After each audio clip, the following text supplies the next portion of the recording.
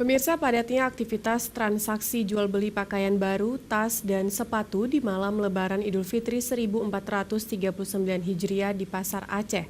Meski sebagian warga sudah pada mudik, namun Pasar Aceh masih dipadati para pembeli.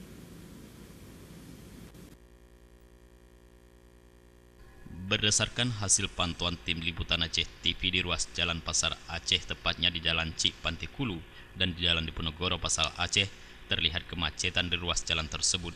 Hal ini dikarenakan membludaknya pembeli yang ingin membeli pakaian, sendal dan sepatu baru atau hijab syar'i untuk merayakan hari kemenangan setelah sebulan penuh berpuasa dan menahan hawa nafsu.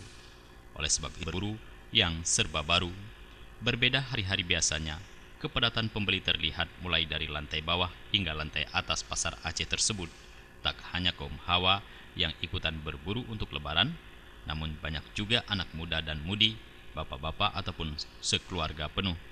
Menurut salah seorang pedagang di Jalan Diponegoro, Irfan, meningkatnya pembeli di malam lebaran ini dikarenakan malam ini adalah malam terakhir Pasar Aceh buka.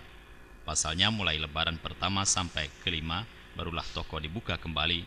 Terkait dengan harga, menurut Irfan tidak ada kenaikan ataupun nurunan harga.